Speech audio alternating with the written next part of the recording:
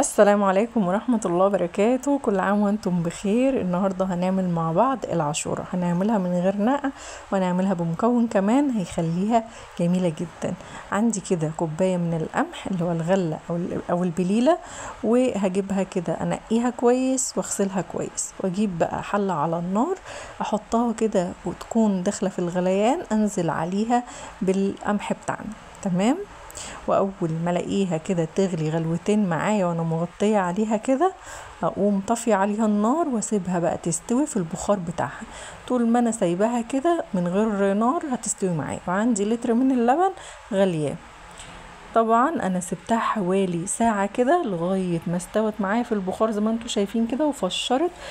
احسن بكتير من ان انت تنقعيها وكمان تفضلي تقعدي تسلقي فيها وهتاخد معاكي سلق كتير. حطيت عليها كده بعد ما غسلتها وشلت من عليها مية السليق، حطيت عليها كيلو اللبن او لتر اللبن ونص كوباية من السكر. طبعا السكر ده اختياري. وجبت معايا بقى الهاند بلندر وبدأت ان انا كده افرمها في اللبن. والمكون بقى اللي هيخليها في حتة تانية وجميلة الكريم كراميل. جبت كده باكو كريم كراميل هحط على كيلو اللبن. طبعا لو انت هتحطي 2 كيلو او تزودي الكمية برضو الكيلو الباكو هيبقى برضو كويس معاه. تمام. ابدأ بقى ان انا اقلب كويس كده الكريم كراميل معايا في العاشورة، وكمان ان انا افرمها شوية هتبقى معايا كده بقى مفرومة على شوية حب كده، هتبقى جميلة جدا. هتبقى طعمها كده جميل قوي وكريمية واحلى من اي عاشورة اكلتوها قبل كده. انا بدأت ان انا اقلب فيها كويس اهو لغاية ما تبقى القوام معايا كويس وتتقل كده شوية.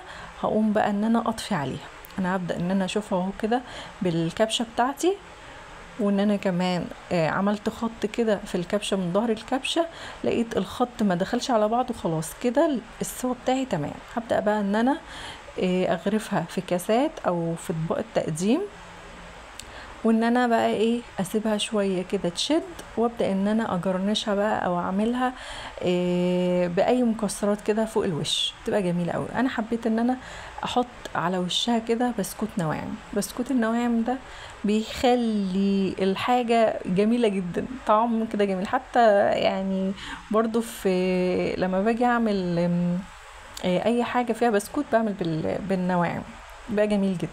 بدأت ان انا احط كده صوص الكراميل فوق الوش، وانا ما استنيتش بصراحة ان هي تعمل وش كده، فبدأ ان هو ينزل كده فيها. تمام. انت عايزة طبعا تجرنشيها باي شكل تاني براحتك، جوز هند، سوداني مجروش، اي حاجة. انا حبيت ان انا اعملها بالبسكوت النواعم والشوكولاتة اللي انتوا شايفينها دي طبعا شوكولاتة مش يعني مقاطعة. اذا وصلتوا بقى معايا للفيديو لغاية هنا يا ريت اشتراك ولايك، واشوفكم في فيديو جديد. والسلام عليكم ورحمة الله وبركاته. كل عام وانتم بخير.